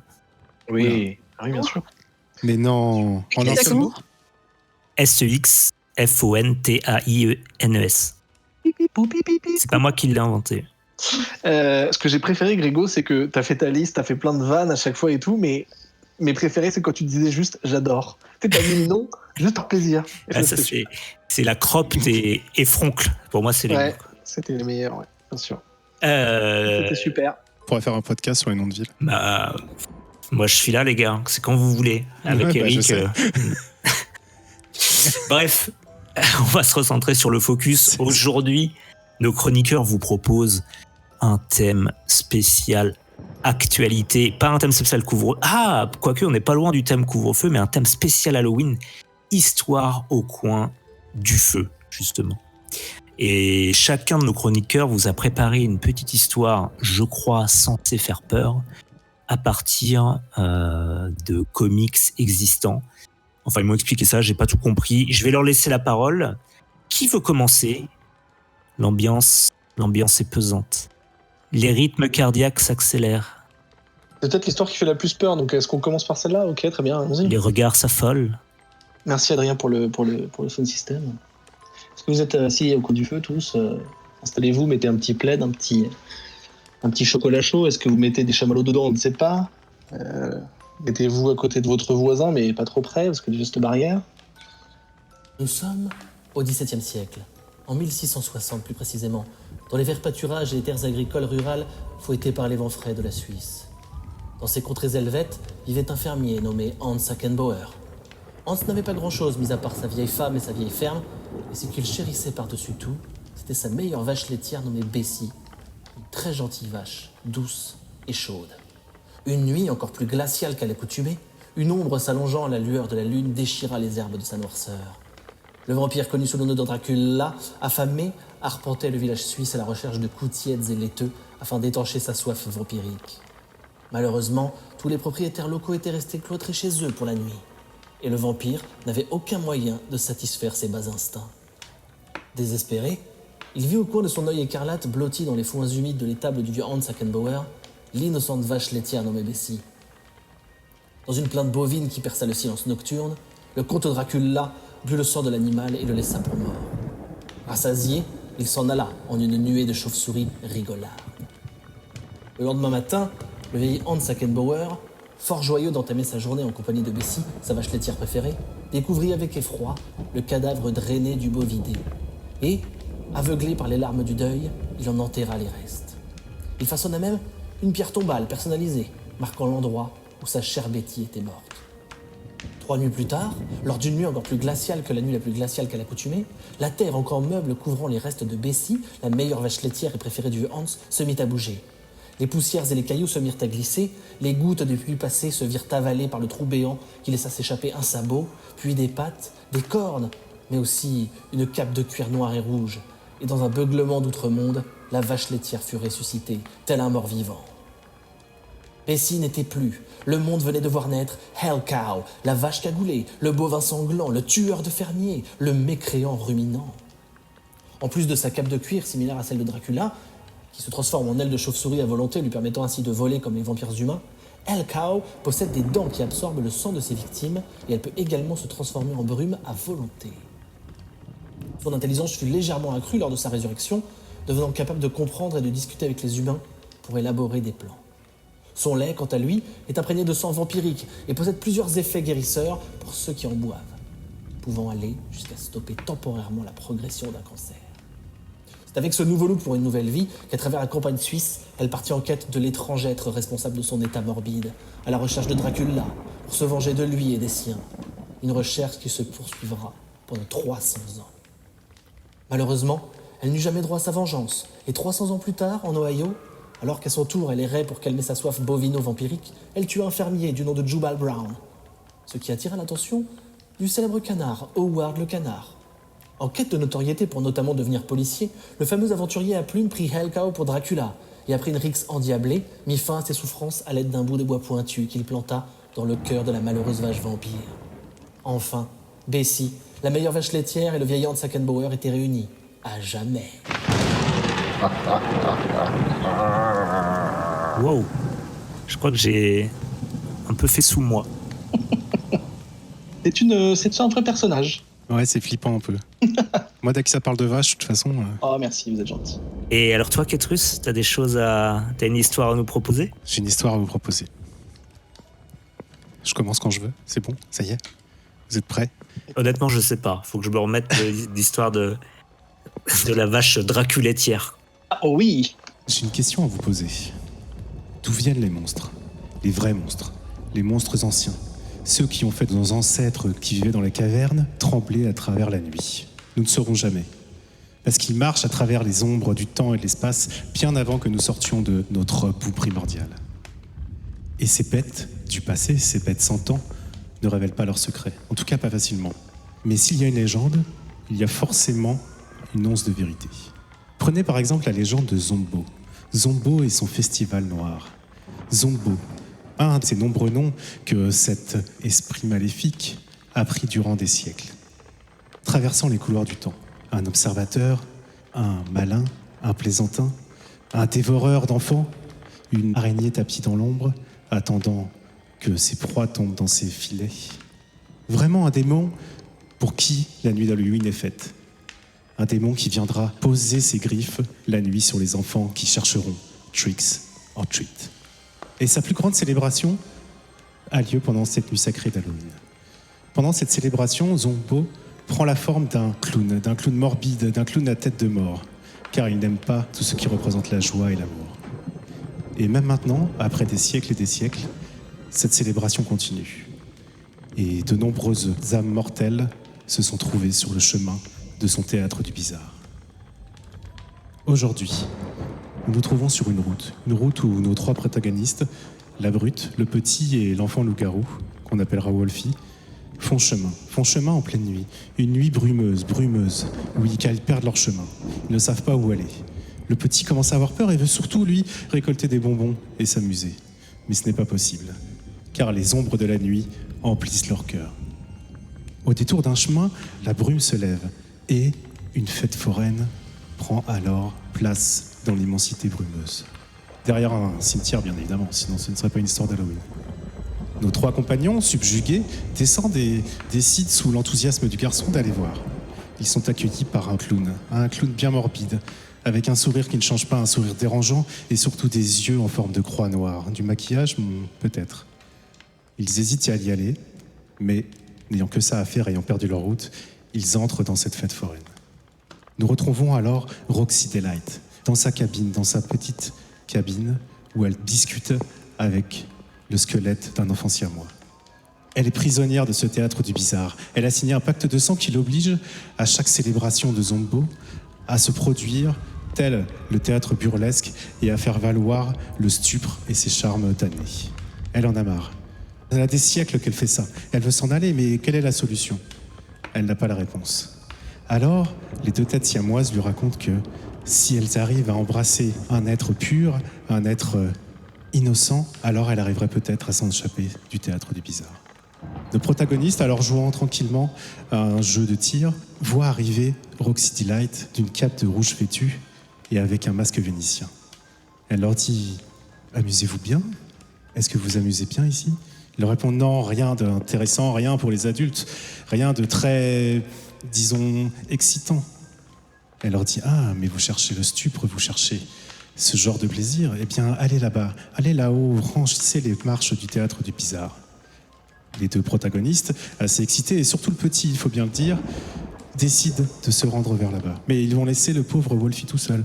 Alors la brute lui demande « Qu'est-ce que tu fais si un étranger te demande d'aller avec lui ?» Le petit, bien innocemment et très naturellement, répond « Étranger, je crierai étranger, étranger, danger, danger. » Et alors je me tournerai en un enfant loup-garou, je lui éclaterai sa carotide et je me tournerai vers la foule et en leur disant « Bien, alors, vous voyez ce qu'un loup-garou peut faire ?» Je leur lancerai les morceaux de cervelle et les morceaux de tripes à leur visage. La brute, avec un petit regard de fierté, lui dit « C'est un bon garçon ». Nos deux comparses donc se rendent vers le théâtre du bizarre. Une espèce de vision apocalyptique de ce qu'on pourrait imaginer d'une fête foraine diabolique, avec un vortex au-dessus de cette tour, des ombres rougeoyantes et des formes fantomatiques partout se baladant. Roxy Delight les traite d'imbéciles. Ils rentrent alors dans ce théâtre du bizarre où se presse une foule bigarrée, où des squelettes sur échasse jonglent avec des torches, où des personnes un peu déformées, squelettiques, avancent le regard hagard dans cette foule fantomatique. Ils rentrent donc dans le théâtre du bizarre et Roxy Delight se produit. À moitié nue, elle évoque chez le petit le plus grand désir qu'un homme pourrait avoir. Il gravit cette foule d'ombres fantomatiques et le regard vide et lui crie « Roxy, Roxy, moi !» Elle le choisit, la met sur scène et lui pose un baiser sur le front. Voilà, elle s'extasie, elle a enfin brisé son sceau, le sceau qui la rendait prisonnière de ce théâtre du bizarre depuis des millénaires. Eh bien, que fait Monsieur Loyal ? Il remet un petit bikini à notre ami le petit. L'air éberlué, il ne comprend pas ce qui lui arrive. Et là, toute la foule scande « Personne n'échappe du temple de Zombo. Personne n'échappe du temple du Zombo. » Et Monsieur Loyal ouvre sa tunique et des tentacules en surgissent. Et d'un seul coup, dans un fracas de lumière verte et de fumée, apparaît Zombo. Zombo, sous sa forme de clown maléfique, son crâne, et toute la foule scande « Hail Zombo! Hail Zombo !» Et Zombo arrive et explique « Le théâtre du bizarre est la plus grande place de spectacle que cette terre n'ait jamais connue. Et je ne peux pas utiliser ce petit être misérable comme la reine du stupre. Pars et sors de mon festival, jamais ne reviens. » Nous retrouvons Roxy qui essaye de s'enfuir dans la sombre forêt, fière et heureuse d'avoir enfin rompu le sort, mais là, Zombo réapparaît et lui dit « Personne n'échappe du théâtre bizarre. » Et on entend encore dans la nuit le cri de Roxy Delight. Donc en fait, c'est tiré de The Goon, le théâtre bizarre. C'est une petite histoire. Donc la brute, c'est le Goon, son acolyte, c'est le petit, etc., etc. Et Wolfie, c'est un personnage aussi qu'on connaît. Voilà, c'était pas évident de le traduire de l'anglais et de le raconter. Mais je vous conseille de le lire, c'est assez sympa. Est-ce qu'on peut résumer ça par « Ils ont beau vouloir s'échapper, ils se font toujours rattraper ». Oui. Ok. Ouais. Désolé d'avoir cassé cette ambiance pesante. Nivrae, es-tu encore parmi nous ou t'es-tu évanoui ? Je suis là, Est-ce que tu as des choses à nous raconter ? bien sûr. Juillet 1877, dans le désert américain. La 6e cavalerie du sergent-major Lincoln Freeman va devoir obéir aux ordres abjects de leur colonel Rutledge, massacrer des Indiens malgré leur signe de paix. Mais obéir à cet homme blanc est impossible. Alors Lincoln épargne 2 Indiens, un vieil homme et sa fille. Pour le remercier, le vieil homme lui confie que s'il suit le colonel par-delà la montagne, sa vie prendra fin. Il y aura d'abord le froid, puis la neige arrivera et horreur apparaîtra. Les os craqueront, il se nourrira de leur moelle et de leur esprit. Il faut le repousser pour qu'il ne sorte pas de derrière la montagne. Soudain, au loin, on entend des bruits d'armes à feu. Mais rien à faire, Lincoln part avec son régiment. L'affrontement sera court, brutal, monstrueux. Rapidement, il ne reste que lui et les 2 Indiens. Il lui explique que chaque siècle, le portail s'ouvre, qu'il faut absolument empêcher le monstre de rester et le renvoyer à travers l'ouverture. Malheureusement, dans l'affrontement, ils ont tué le chaman. Le vieil homme décide alors de lutter avec les dernières forces qui lui restent, pendant que sa fille part au loin avec Lincoln. Le ciel se met à brûler, des hurlements retentissent, et soudain, plus rien. C'est terminé. Nous sommes 126 ans plus tard. Lors d'une patrouille, Green Lantern et Flash arrivent sur les lieux d'un incendie. La lutte est rapide, mais une fois la crise terminée, les humains sauvés des flammes se transforment en des êtres démoniaques, à griffes, à crocs, résistant aux coups des héros. Puis ils s'enflamment, combustion de leur corps et de ce qui les entoure. Avec un peu de concentration, Green Lantern réussit à les faire disparaître. Mais les 2 héros sont blessés. Superman et Martian Manhunter viennent à leur rescousse. Ce dernier s'empresse de consulter leur mémoire pour comprendre les événements. Ils y retrouvent une humaine. Près d'eux, elle est en vie. Le temps qu'ils retrouvent leurs esprits, dans le palace du coin, la JLA se rassemble pour découvrir ce qu'il se passe. De leur côté, Batman et Superman affrontent une sorte de grizzly monstrueux dans une plaine enneigée. Nous sommes en juillet, et en quelques secondes, le monde a basculé dans le froid. Superman a froid, lui qui pourtant se plaît dans sa forteresse de glace. D'un lancer franc, Batman est renvoyé à domicile pendant que Superman tente de vaincre le monstre. Rien n'y fait. Il est mis hors service très rapidement. Wonder Woman, elle, est appelée à la rescousse au lac d'à côté. Un homme se noie, enlisé dans des algues.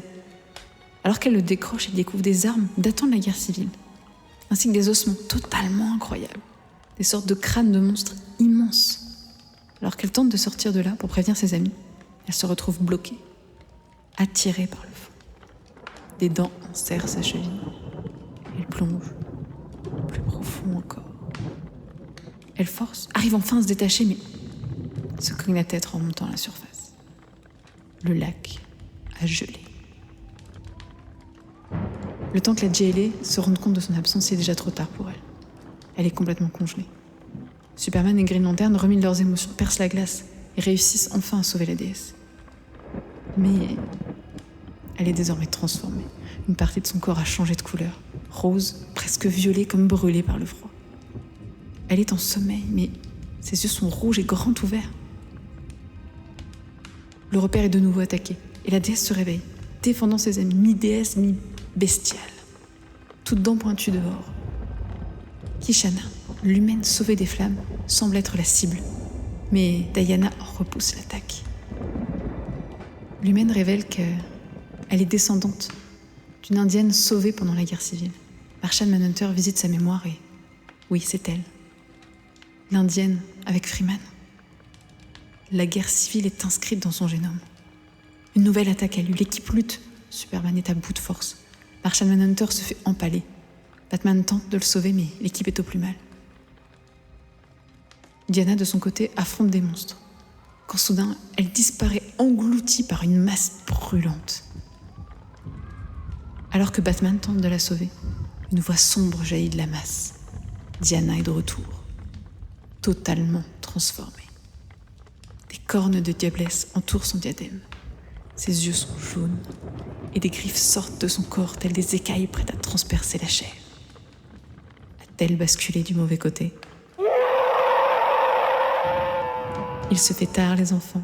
Si vous voulez la suite de l'histoire, je vous conseille de lire JLA Scary Monsters de Chris Claremont. Bonne nuit. Merci Nivray, Bravo. c'est très bien. Et Ça vous a fait peur ? du coup, Ben, je sais pas si c'est moi, mais qu'est-ce que tu nous avais raconté au final ? Parce que j'ai pas le souvenir d'avoir eu le titre. J'ai pas dit parce que c'est. C'est un vrai personnage en fait, elle quand même. Ouais, c'est un vrai personnage de Marvel. Elle a même teamé avec Deadpool. D'accord. Voilà, donc c'était pas un arc en particulier, c'était son origin story quoi. Que je trouve ça un peu ridicule une vache vampire. Non, moi je trouve pas. Très bien. Eh bien, merci à tous les trois. Nous espérons, chers auditeurs, que cet exercice vous a plu et que vous avez tremblé chez vous en ce soir venteux d'Halloween. Et nous allons passer, sans plus de transition, à la dernière rubrique qui est le hors-les-bulles.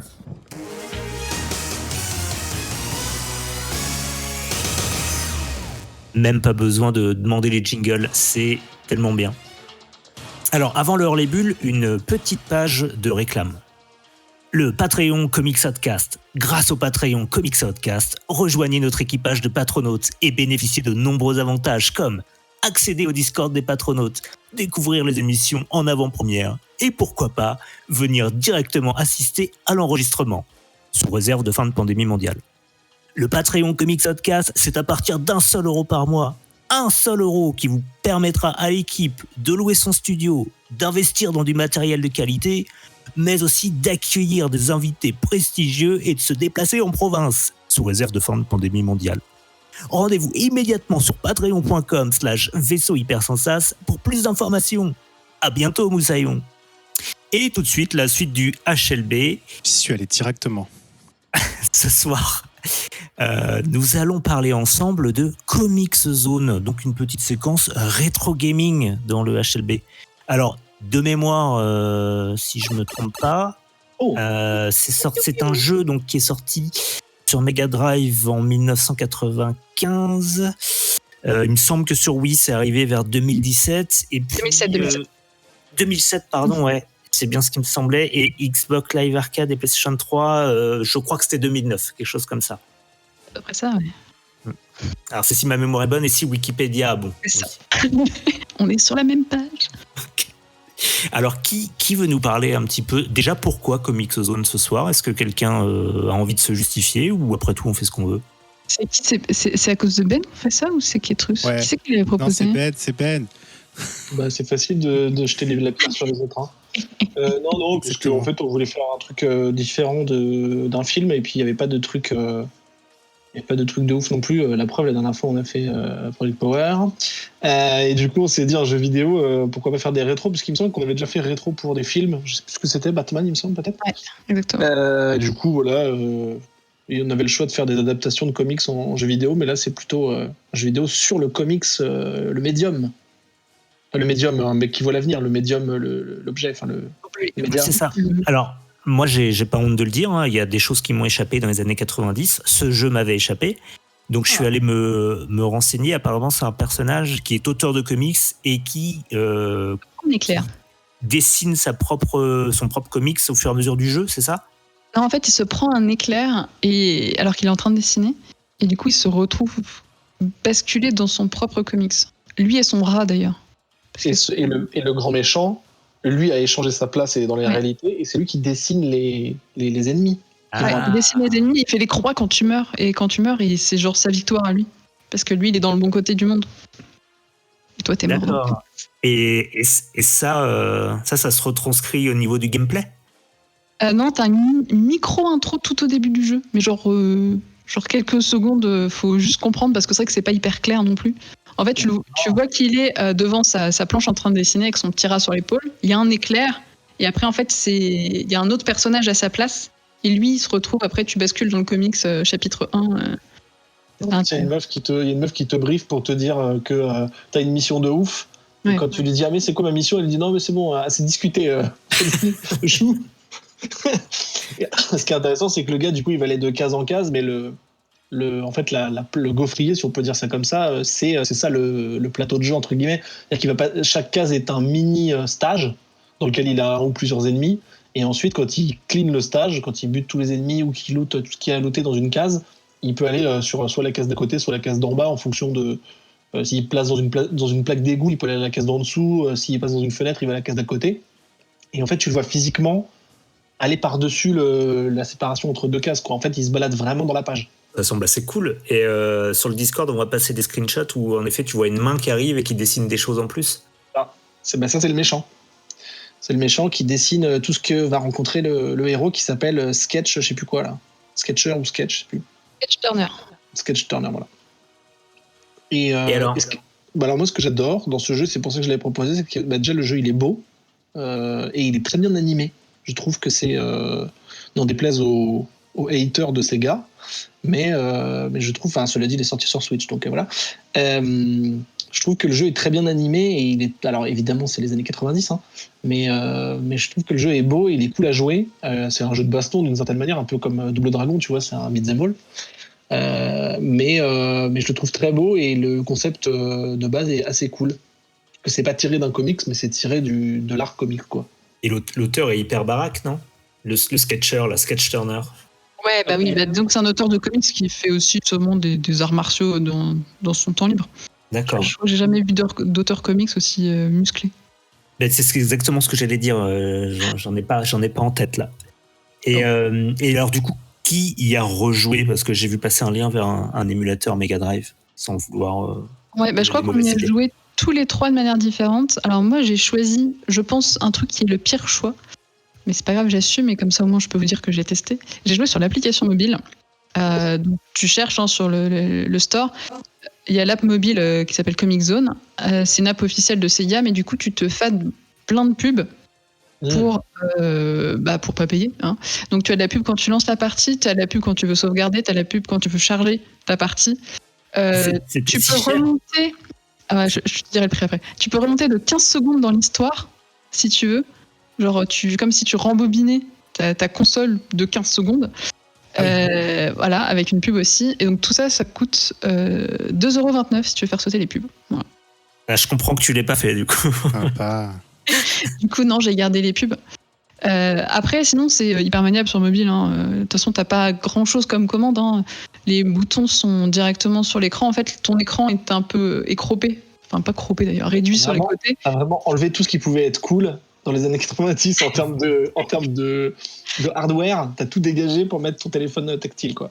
C'est ça. Et du coup, tu joues au tactile sur l'écran.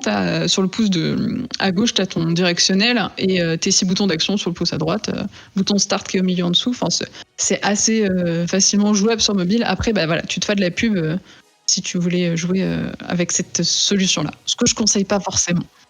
Mais c'est fluide et ça tourne. Mais bon. Voilà. Et alors, les autres alternatives, il y a quoi? Il y a choper une Mega Drive sur le Bon Coin. Ouais, non, moi j'ai joué en ligne sur un émulateur en ligne avec le clavier, quoi. J'aurais pu brancher une manette, mais j'en ai pas.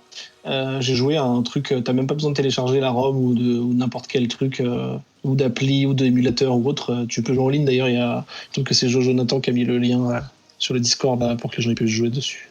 Tout à fait. Après, c'est sûr qu'au clavier, c'est moins fun qu'à la manette de l'époque, mais voilà, c'était cool. En fait, moi, j'aime bien, surtout dans les jeux de baston, j'aime bien avoir l'input, avoir la sensation de la touche sous le doigt quand je frappe, surtout qu'il y a des coups avec des impacts et tout, donc c'est plutôt... Alors tu peux peut-être l'avoir en tapotant sur ton téléphone, mais c'est vrai que c'est un petit peu... Ou en tapotant sur des gens en vrai, si besoin. Oui, si vraiment... bien sûr, tout en gardant les gestes barrières, bien sûr. Évidemment. Ketrus, il dit rien. Il n'a pas aimé, c'est ça, Ketrus? Tu as joué à quelle technique, Ketrus? Moi, j'ai installé un émulateur, j'ai téléchargé la ROM et j'ai essayé et j'ai branché ma manette PS4 dessus. Voilà. Et quand j'ai réussi à finir tout ça, j'ai été faire à manger. Non, je rigole. Non, l'émulateur et la ROM, c'est super facile en fait. Et il faudra qu'on mette les liens dans la description. Et après, tu as des émulateurs qui permettent de mapper tes manettes PS4 ou Xbox sur le PC. Et voilà, ça demande une petite demi-heure, tu vois. Et puis après, c'est bon, t'es pareil pour n'importe quel jeu, quoi. Et tu peux jouer comme avant. Sur le Discord, on a notre conseiller juridique qui dit non, on met rien dans la description. Il fait des grands signes avec ses lettres. Non, mais absolument pas. Non, mais ça va, c'est des jeux Mega Drive quand même. À un moment donné, faut arrêter, quoi. Ouais, mais je pense pas que ça soit considéré comme abandonware vu qu'ils font encore le jeu version mobile payant avec des pubs. Je sais pas trop. Mais ça c'est les patronautes, ils veulent pas que leur argent parte dans des frais juridiques insensés. Non, je dirais surtout c'est Moi, Sega je ne qui veux pas essaye que l'argent de des faire de patronautes la aille dans les jeux. Je ne sais pas s'il y a eu des suites ou même des gens qui ont copié ce principe, mais pas à ma connaissance. Enfin, pas en tout cas un truc aussi qualitatif que Comic Zone. Ouais. Mais tu vois, quand tu vois des comics, des features pour lire des comics comme la lecture assistée ou ce genre de truc, moi j'aimerais trop lire un comics en étant alors c'est un peu lourd quand même comme lecture, genre tu lis pas vraiment, mais ça serait cool de découvrir une histoire qui a été pensée comme ça, où tu balades un petit perso, et pourquoi pas avoir une appli comme celle de Nivray qui est mise à jour avec un nouveau comics, avec un nouveau perso, en gardant exactement le même squelette de jeu, tu vois, je m'en fous au pire de mettre toujours des coups de poing ou toujours les mêmes sauts et tout ça, mais de pouvoir découvrir des nouveaux décors, des nouveaux persos, un peu comme tu jouerais à n'importe quel jeu mobile. Ce qui est intéressant, c'est que tu peux plus ou moins pas forcément prendre le même chemin à chaque fois. Parce que des fois, tu as le choix entre 2 cases et tu peux pas retourner à la case de l'autre, quoi. Totalement, donc tu le refais pour... Ouais. Non mais Adrien est toujours en train de troller. Bien sûr que c'est un jeu vidéo, mais c'est ça qui est intéressant, le concept justement de reprendre le comics avec les cases, c'est cool. Le fait de tourner, la première page que tu tournes, elle est très cool aussi. La première fois que tu t'arrives en bas des cases et qu'il faut tourner la page, tu dis ah bah oui, t'es dans un comic, quoi. T'es pas en train de scroller, ça n'existait pas à l'époque. Scrollez pas. Donc, ouais, en tout cas, c'est un bon classique. On peut le faire même maintenant. Le jeu, il a pas trop mal vieilli, je trouve. Il a toujours des bons graphismes. Il est un peu dur. Ouais, il est difficile, c'est vrai. Il est difficile. Je pense que tu meurs très vite la première fois. Ouais. Les vrais jeux des années 90. Je pense qu'il m'a fallu peut-être 3 essais avant de réussir à passer à la page 2. Mais ouais, non, c'est pas mal. Après, il y a des choses que j'ai pas tilté tout de suite, genre se pencher pour récupérer un truc, ce genre de choses. C'est pas venu direct. Ouais. Ça manque d'un par hasard, celui-là. Bah ouais, non, c'est ça. La première fois que tu vas vers le bas, tu fais j'ai ramassé un truc. À l'époque, ça se faisait vachement, en vrai. Bah oui, non, mais c'est possible. Il y a pas mal de jeux qui faisaient ça. Et puis t'avais le petit livret quand t'achetais un jeu, tu vois, qui t'expliquait les choses. On n'est plus tout ça maintenant. Mais oui, c'est vrai. Mais C'est c'est stylé. fou. Et j'aime bien. Arrête de remuer le couteau dans le gameplay. Il faut écouter le contrecast. En tout cas, Ouais, c'est vrai. si on fait un top 5 des jeux consoles d'avant, les old gen, sur les trucs de comics, moi je le mets dans mon top 5. Hein. Je suis pas sûr qu'il y en ait beaucoup d'autres. Hein. Bah, Mais si, surtout, il y a- avec, il y a- en fait, mais non, il y le a plein concept de- comme ça est cool. Mais non, mais il y a plein de jeux, genre, je sais pas. Dans les jeux de comics, tu mets. Ah bah je mets celui-là, ouais, dans mon top 5. Mais non, mais je mettrais genre Batman sur Game Boy, je mettrais. Il y a les jeux X-Men. Ouais, il y a X-Men versus Street Fighter. Non mais vas-y Ben, grille une idée de focus là. Attends, il y a, pardon. les, il y a les Excuse-moi. les Tortues Ninja et Défonce aussi. Tortue Ninja, je le mets dedans. Tortue Ninja, Ouais. je joue sur Atari, c'était super. Ouais, c'est vrai que ça. Bon, les top 10. Non, pas alors. celui-là. Après, on sait pas. Si, sur Atari, t'es super, t'es fou quoi. Mais ouais, ok. Arrêtez. Mais pour moi, c'est pas un jeu de super-héros, tu vois, comme les autres. C'est un jeu de comics. C'est Oui, mais comme si tu faisais un jeu de livre. Oui, bien sûr. Ouais. Tu marches dans un roman, tu vois. C'est ça qui est Un peu cool plus- aussi. Un peu plus chiant dans un roman parce qu'il y aurait que des lignes de texte. Après, Bah, c'est t'es les lettres. le C'est jeu, intéressant, typographique quand t'as d'Adrien, sinon. Tu vois, La lettre M. ouais, le dessinateur qui arrive et qui te dessine le monstre ou qui fait une croix sur ta tronche pour dire que t'es mort, c'est c'est c'est génial, intéressant c'est sûr. de voir ces petits Ouais. trucs-là, tu vois. Non mais moi ce que je voudrais c'est l'inverse, c'est l'ordinateur, le jeu c'est l'auteur et moi je suis le méchant et je lui dessine des trucs quoi. Bon, après je pense que rapidement t'aurais que des Ouais. streams où ils combattraient Mmh. des tubs mais bon. C'est Il y exact. a Un concept Scribonaut, c'est pas ça Scribonaut. Ouais, Ah. tu dessines et ça affiche ce que tu dessines. Ah bah ok, bah, je veux jouer à ça. Merci. Grille l'idée d'un focus, vas-y. Non, en tout cas, voilà, c'est un classique et il est super bien. Peut-être un peu dur, mais du coup, c'est tant mieux, comme ça vous y jouez longtemps. Et en plus, Il y a moyen de l'avoir gratuit, tester. non, mais les émulateurs, c'est plus vraiment du piratage. Si C'est encore du piratage Bah, Bah, je veux dire, c'est du émulation, mais piratage. de toute façon, parmi les si trois- c'est pas les diffusé trois- par Sega, tu vois. c'est Parmi les c'est pas trois bas. solutions qu'on a citées, il n'y a que celle de Nivray qui est valable finalement. Oui, la mienne est légale. Et les guides. Et combien t'as dit que ça coûtait à livrer Alors, en fait, l'appli est gratuite, mais t'as des pubs. Donc, si tu veux retirer les pubs, c'est 2,29 €. Ah ouais, quand même. À Ok. deux balais. Sachant que c'est des pubs, je rappelle, au moment où tu lances la partie, quand tu veux faire une sauvegarde, quand tu veux remonter de 15 secondes ou quand tu veux charger ta sauvegarde. En Ouais. vrai, le jeu, tu prends tellement cher et tu meurs quand même assez souvent, ce qui fait que t'as quand même vachement envie de les utiliser. Et c'est genre du 15 à 30 secondes de pub. Enfin, c'est du classique sur ce genre de jeu à pub, quoi. Ok. Ok, et donc Ne piratez pas, ne piratez pas. qui est un vrai rétro gamer et qui y a joué en 95? Ceux qui étaient nés, j'entends. À 95, je sais pas si j'ai joué pile en 95, mais j'ai joué à cette époque. 96, 97, ça compte. Avant 2000, en tout cas, oui. Avant oui. 2000, très bien, Ah Ben. oui. Tout à ton honneur. Mais tu sais, j'avais. Donc, je suis passé à côté moi. Comme beaucoup de gens, Pareil. j'avais un voisin riche qui avait toutes les consoles. Et du coup, j'allais chez lui pour jouer. Oui. La Neo Geo, Oh, bien sûr. Il y avait le jeu, bien sûr. Avec ouais, un ça jeu me qui coûtait un dégoûtait ça. loyer. Je les détestais Ah, bien ces sûr. gens-là. La manette aussi grosse que le prix du jeu. Ouais, c'était. Ouais.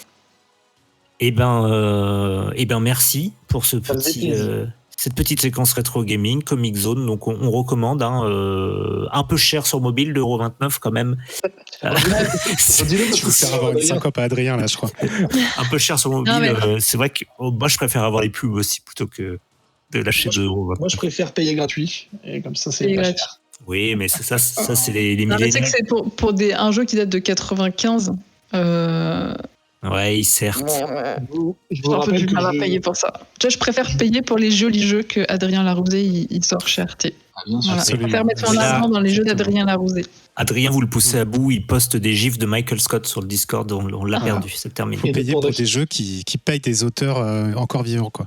Voilà, mais non, mais c'est clair. Il est peut-être encore vivant, l'auteur de Comic Zone, mais c'est quoi? C'est 70 ans après la mort de l'auteur, c'est le domaine public. Donc c'est bon, il faut attendre encore 30 ans et c'est bon. Je sais pas s'il est Ça mort. dépend. j'en sais rien. Oui, Non, c'est on lui sûr, souhaite il est pas mort. en tout cas. Bah non, on lui souhaite pas, bien sûr que non. Voilà. Eh bien, sur ces messages de paix et de prospérité aux auteurs de vieux jeux vidéo, nous allons malheureusement terminer cette émission 153, qui était bien sympathique. Hein. C'est un petit Ouais. côté injuste toujours de terminer une émission, mais Ouais. on reviendra bientôt. C'est promis, la prochaine émission sera le 13 novembre 2020. Donc d'ici là, prenez soin de vous et de vos proches et de vos comics aussi, en espérant qu'on vous aura donné encore ce soir plein de bonnes idées d'achat et plein d'envies, notamment jouer à Comic Zone pour 2,29 €. À savoir que Aromazone, ça coûte plus cher, par exemple. Que quoi?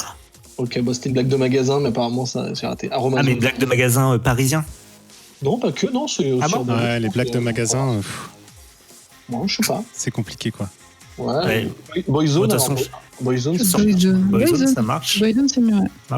Est-ce que vous vous souvenez de Spiral Zone, le dessin animé? Pas du tout. Pas du tout. Ah, il y a Mhm. Regen, bien sûr que je savais que Regen allait s'en souvenir. Non, il y a la couche d'ozone aussi. Spiral La couche d'ozone. Oh, il y a juste Ozone. Ozone, Ah. ça marche. Ozone. Ça marche. Qu'est-ce qu'on a encore? Qu'est-ce que c'est que ce dessin animé? Les mots qui se terminent en zone, qu'est-ce qu'on a? Alors, ah, c'est dur quand même. Hein. Léon Zid, non, ça marche pas. Non. Léon Zone. Mais Spiral Zone, en fait, c'est G.I. Joe, en fait. C'est G.I. Zone. C'est... Oh. D'accord. Ça ressemblait à G.I. Joe, mais c'est Ça- pas du G.I. Joe. Et C'est Et- plus plutôt proche que Corleone, G.I. Joe, c'est c'est fantastique. dans le parrain. Il y avait des motos à une roue. C'était le gros C'est intérêt. bizarre, du film. la calzone. Ah, la ouais, calzone, t'avais des merci. figurines ou pas, C'est pas vraiment une moto, du coup, c'est une monomoto. Oui, mais attendez, je pense que Livret a terminé la conversation en disant la calzone. Voilà. La calzone, c'est une culotte italienne, un peu, non? Un peu dur. Eh bien, tu viens de reterminer cette conversation. Merci Ben. Bon, allez, on va faire le bonus. C'est pas tout ça, mais il est tard. C'est vrai. Ouais. Avec beaucoup d'entrain. Bon, bah, Oui. on va faire le bonus parce que voilà, on est obligé. Et moi c'est dans mon contrat de hoster. Ah, Contra, c'est un très bon jeu rétro gaming, ça aussi. Probotector, Contra, tout ça. C'est vrai. T'as un contrat, toi. C'est génial. C'est vrai. Mario Bros. Je sais pas si vous aviez joué aussi. Mario c'est Bros connu, avant, ça. bien sûr. Mm. Bien sûr. Ah, Zelda.